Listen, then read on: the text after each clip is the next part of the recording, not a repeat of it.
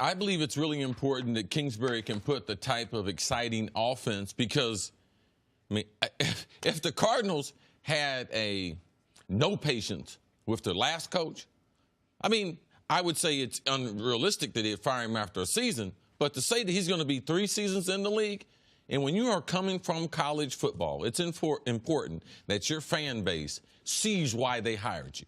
If they don't have some type of cutting-edge offense, some type of exciting offense, people are going to be questioned because almost every college coach that's come to the NFL has been battered, bruised, and sent back to college football. And most of them weren't under 500 college football coaches, the way Cliff Kingsbury is. Absolutely. So I believe it's important to be able to run a system that looks exciting, has a lot of guys involved, and better look a lot like college football because we have seen Kansas City have a version of it. We've seen the Rams have a version. But I believe it's very important for Kingsbury. And if he's going to do that, I don't think that he believes he can do that with Josh Rosen. That's why you have to go for Kyler and get your guy your first year as a head coach in the NFL. I'd be shocked if they don't take Kyler Murray. And while I have been hesitant to buy in fully on Kyler Murray, I hope he succeeds because I loved watching him in college, and I would like the idea that we don't simply cross out moving forward quarterbacks that are under 5'11", 5'10". That guys, if they are special enough, I was reading an article about him this morning, and I thought they summed it up beautifully, which is he is a great passer on the run, but if he never ran, he would be a great passer in the pocket. Sometimes we get it and twisted. That's the biggest difference between most guys. When they're smaller, they don't have the arm talent, meaning they are not Drew Brees. They are not Russell Wilson. These guys are special throwers of the ball. And as you're coming up the ranks, if you're undersized, a coaching staff is going to utilize your quickness, your athletic ability. So most of the guys packaged in that 5'9", 5'10" area, their legs are a lot better than their arm. And Kyler is the most special of the throwers at that height. And, I mean, he broke Baker Mayfield's efficiency records in college. The only reason he's not the single-season all-time leader is because Tua this year also broke everybody's efficiency records. He was a spectacular college player, and if the size doesn't kill him in the pros, I believe, will be a very good pro. I still wouldn't take him number 1 if I'm the Cardinals. If I'm the Raiders and I can trade up to number 1, I'd take him. If I'm the Raiders and I can give you 4 and 27 and something else, I would take him. If I'm the Cardinals, I had, according to the advanced metrics, our friend Warren Sharp, the worst pass-blocking offensive line in football last year. Yes. The worst running attack in football last year, which probably has to do with the lack of offensive linemen. So how did Josh Rosen look last year? Terrible. Couldn't get a good read, How would Sam Darnold have looked? How would any of the rookie quarterbacks have looked? That's fair. How will Kyler look next year when now he's more mobile than Rosen, obviously, way more mobile, but he's also even more slight of frame. So if I'm Arizona, I take this opportunity to restock my team. I think the Raiders would give you 4 and 27 and something else either next year or later in this year's draft. And I try to get either the best offensive lineman, one of those stud defenders that you know is going to be there at 4. Oh, my goodness, If yes. you're there at 4, Josh Allen, Nick Bosa, Quinnen Williams, one of them is available because Kyler would be going number 1 to Oakland. So it's not what I would do. But C's point, which is, he said this off the air, yeah, but Nick, you also wouldn't have hired Cliff Kingsbury. They've already done that.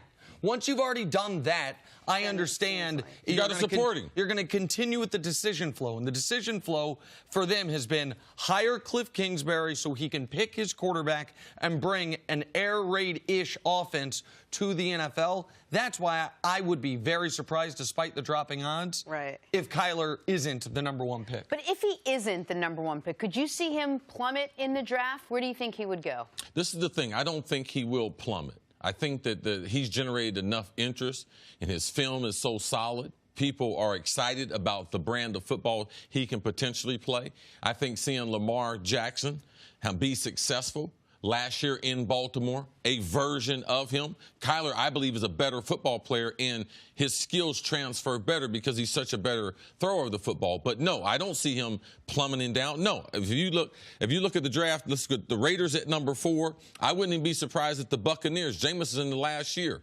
Bruce Arians is there. He's got Jameis for 1 year. They could take him. The Giants at number 6. Gettleman, I don't believe, even though they have 2 of the top 16 picks, he's in the big people, so I don't see him taking them. But after that, the Bengals at 11, the Dolphins at 13, Washington, if they don't get their guy at I would at even 15. say the Broncos at 10. I know the Broncos just brought in Joe Flacco. Well, John, no, never mind. Way too small for the Broncos. My apologies. Yes, yeah, you got to be 6'11". Right, he's about a foot too short to play for the Broncos.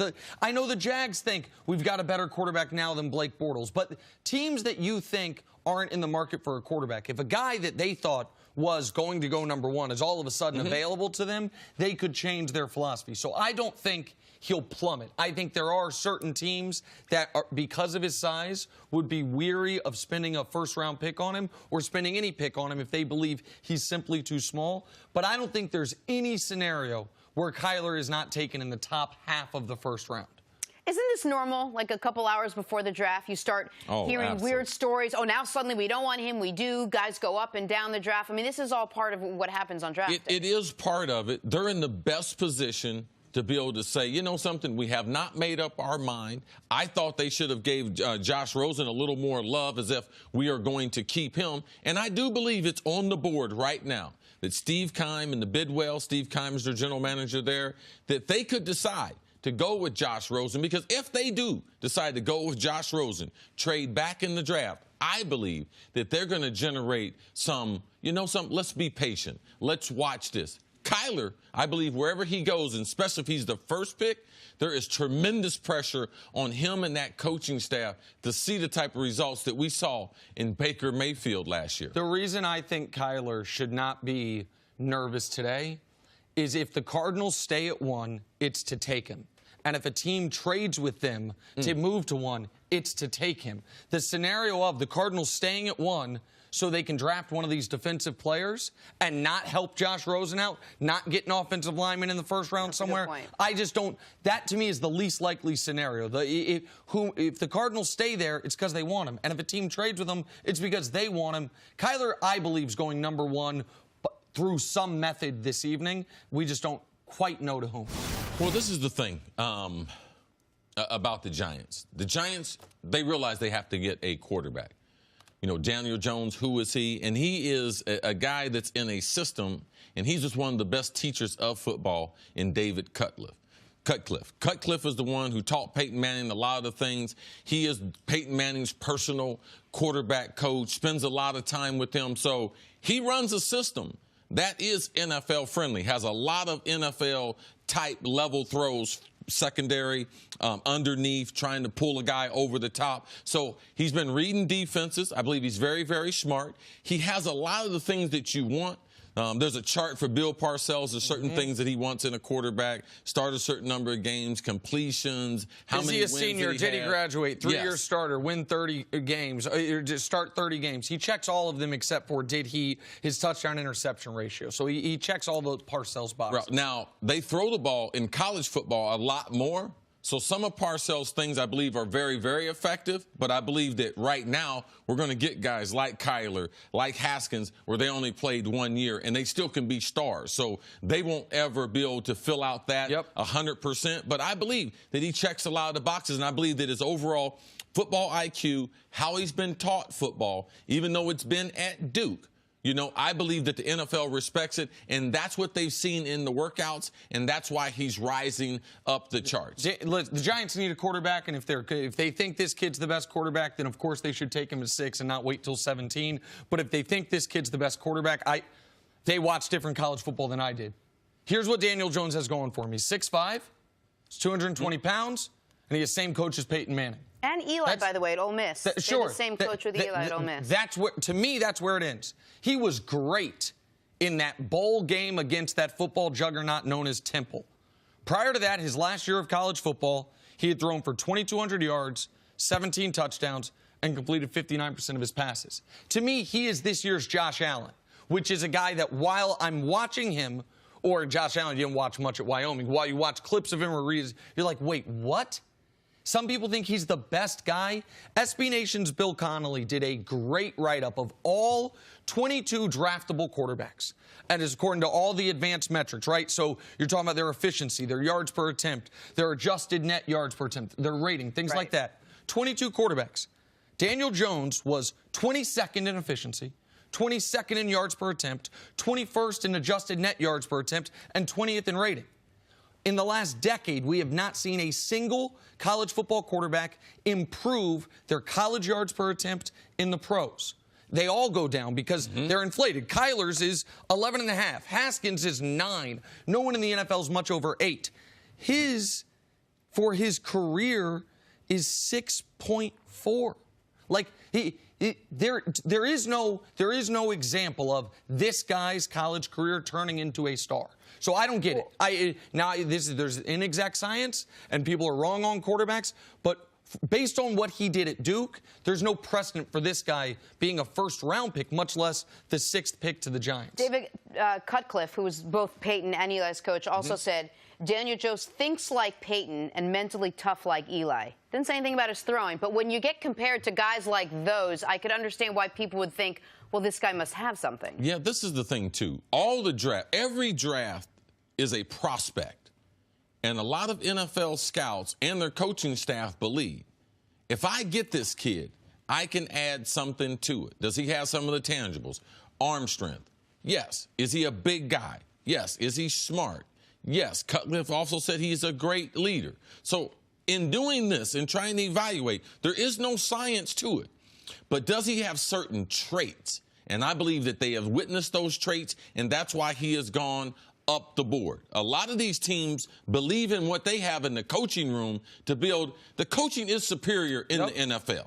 And they believe that they can get better football, especially when a quarterback like Daniel Jones, that he's playing with guys who aren't NFL players. So if this guy can work with guys who aren't NFL players, what if we do get him some elite talent at a tight end, some speed outside? Because football concept-wise, we like what we see. We like his overall athletic ability. Bring him to the NFL. All the quarterbacks are going to be overvalued. Of course. Because of the need for them. And I understand you're explaining the team's thought process, and I totally respect and appreciate that. But all those comments to me, you know what they remind me of? The Josh Allen conversation last year. Maybe Josh Allen turned out to be a great pro and all look like a dope. But it was, we like his traits. Man, he didn't have great teammates. We think we can build with him. Maybe I am over... Well, this is the thing, Nick. Most kids aren't going to have a great college career. So you have to try to look for some attributes that have turned people into good players. And also, you have to believe once you get them into your building. Because a lot of people don't like to admit it. The coaching is superior. I mean, it's so superior that you instantly get better. After the culture shock, the speed of it, the things you're going to learn. So a lot of times, well, what am I going to look for? Let me look for some traits that turn into good football players. My biggest issue on this, though, for the Giants specifically at 6 is ostensibly you'd be taking him over Dwayne Haskins. And Dwayne Haskins checks all the boxes you're talking about with Daniel Jones, and he had the nice added benefit of being a really good college football player. Don't get this mixed up. Cris Carter is not saying take Daniel Jones. I'm representing the Giants. No, you're talking about the idea, if it happens, why it would. That it wouldn't be them throwing a dart. They'd have a thought process behind it. I just think they'd be nuts to do it. All right. Thanks for watching. Subscribe here to get the latest from the show. Also, be sure to check out more of the best clips from First Things First, or go watch a few segments from our other shows on FS1.